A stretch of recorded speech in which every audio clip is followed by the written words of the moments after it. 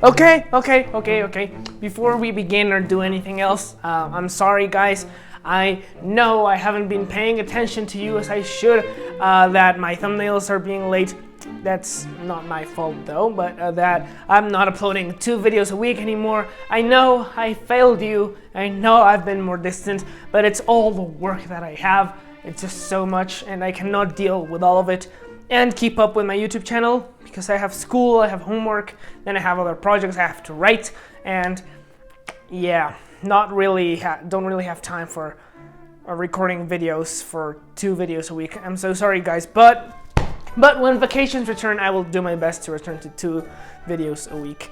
Anyway, let's get started. Hello everybody, how are you? I'm Rich and welcome to this new episode where we'll be talking about Narnia, Book 5, The Voyage of the Dawn Treader by C.S. Lewis. And this book is one of my favorites in the Narnia series. I really enjoy how C.S. Lewis manages to develop his world building so much more, how he expands on it with this beautiful opportunity that he has, and yeah, it's one of my favorites in the series. However, before we begin, and I forgot this in the Spanish video, but these 2 guides right here are available in Amazon both in digital and physical format. If you want to get them, the links will be down below. And there's also this guy here, Candles, book 2.5 of the War of Tears saga. The book comes out in December the 1st. I am very excited for that one.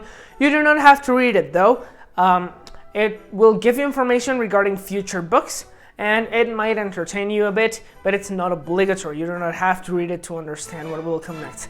Anyway, with that, without any further ado, let's go right ahead and do the P.A.O, the possible smell addiction for this book. And I'm excited because the Narnia books have proved to be delicious. So the possible smell addiction, the P.A.O for this book is going to be a... Man, I keep my word. Get these books, people. They're just superior in their smell. They just so good. This is quality. Now let's go very quickly into what the plot of this book is about. So this book is the first one in which we don't really have a big time skip between this one and the previous book. You could say the same for The Horse and His Boy and The Lion, the Witch and the Wardrobe. However, in those 2 books, the main characters aren't really the same. So in The Lion, the Witch and the Wardrobe, you have the Pevensies, and then in The Horse and His Boy, you have Shasta and all the other characters who are completely new, and they are Narnians. They do not live in the real world. Meanwhile, here in The Voyage, you actually have characters who are from our world who go into Narnia. So you have Edmund and Lucy, who were during Prince Caspian, and on top of that, you have this new character who is Eustace, their cousin, and Eustace, Edmund and Lucy, they now go into Narnia again, and we discovered that not that much time has passed. It's not like between book 2 and 4 where it's been 100 years. No, here it's only been like a year, 2 years, 3 years, not that much. So Caspian is their king now, and he is organizing this huge journey to the Eastern Ocean, right? To discover new places, to explore, to meet new people, all things like that. And in the journey, he will be joined by all of these characters, and yeah, it will eventually lead them to many different adventures. So it's a very interesting book because for the first time we actually leave Narnia, not only Narnia the country, but Narnia the continent. We leave it and head on into new lands that we have never seen before. And like I said earlier, C.S. Lewis takes this opportunity to explore and really delve into his world building. Anyway, that has been essentially all for the plot. I really want to keep this spoiler free, so with that done, we can go into my review. So, officially getting into review territory, let's go ahead and talk about the plot of this book. So, as I said, I'll keep this spoiler free, but for me, the plot of this book is very interesting in many different aspects. Starting off, it is the first book in which we actually leave Narnia. We've always stayed here in Narnia, and sometimes we've gone into Archenland and Carloman, like in book 3. This is the first time that we're actually going into the Great Eastern Ocean. So, this is a very, very big let's say, change in the series so far, because we are finally getting to see what else exists in this world outside of the main big continent. So it's very interesting, and I really enjoy how much C.S. Lewis is to see this opportunity to build new cultures, new people. Like there's these guys who can turn invisible, and they do many cool stuff. I really don't want to get into spoilers, but you have treasures, and you have a new city, you have new people, you have new places, a scary place with black dark magic thingy.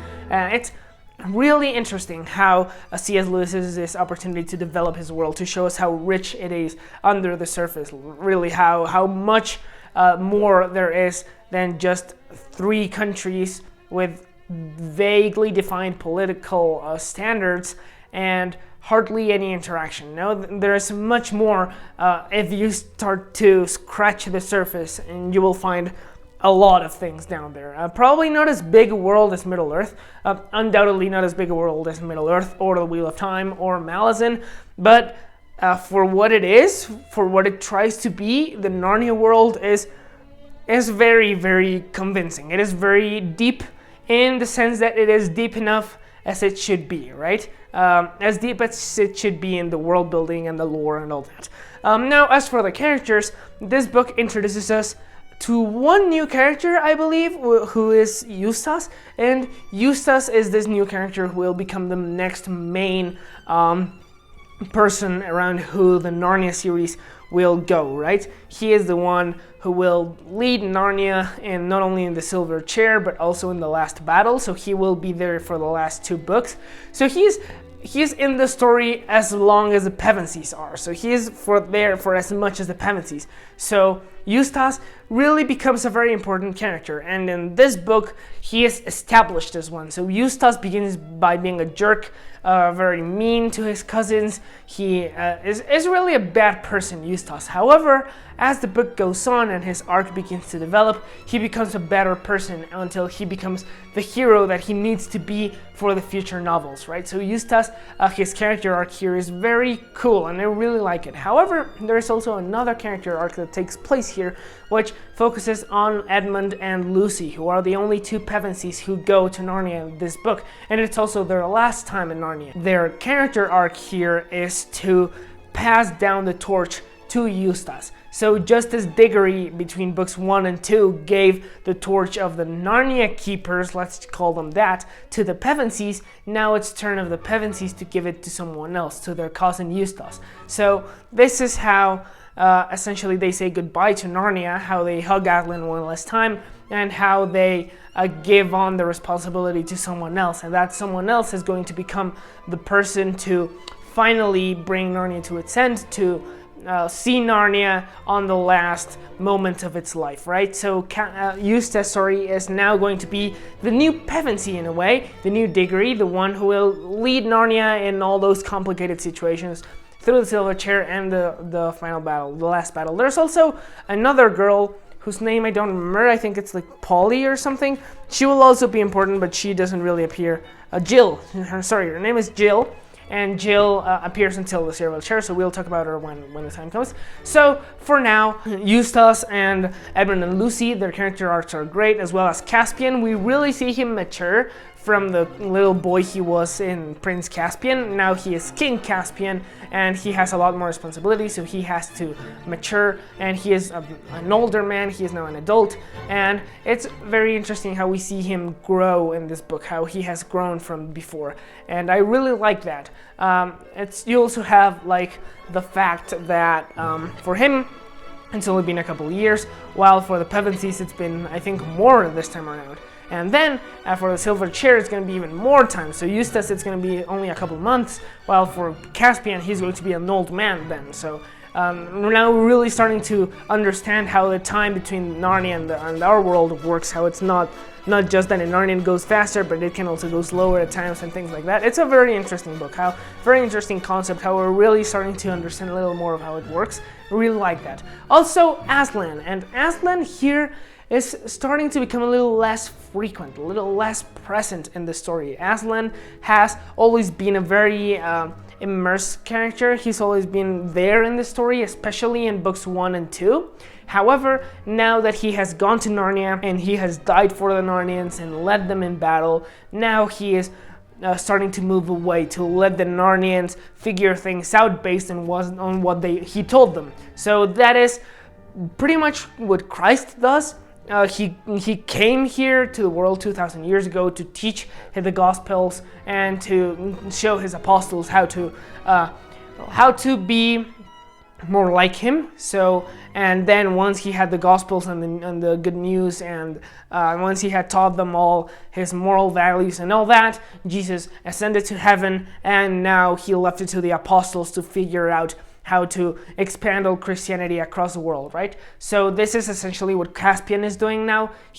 What Aslan, sorry, I keep confusing everyone with Caspian, but what Aslan is doing now, he has come to the world, he has gone, and now he is watching from afar as the people try to figure out what to do with what he taught them, right? So that's also something very interesting that I really like, because this series really is inspired by human history, and I like how C.S. Lewis shows that throughout the books. It's really a very interesting story. I really like it a lot. It's one of my favorite books in the series, and I highly recommend it to you. As always, the narrative is also very well done. The narrative, it focuses a lot on younger audiences, so it has easier vocabulary, it takes you by the hand and guides you forward. It's a very well done narrative. I really enjoy it. And well, that has been all for today. I really hope that you enjoyed the video. I know it's been short, and I'm sorry for not uploading 2 videos a week anymore, but I'm just too busy and I don't have time. However, if you enjoyed this video, I will give this book a 71 out of 100, and yeah, it's a cool book. Not my favorite in the series, but it's very interesting. Anyway, thank you so much for watching this video. If you liked it, please leave a like, subscribe, leave a comment, and buy the book if you are interested in reading it. Anyway, thank you so much, and I will see you later. Bye.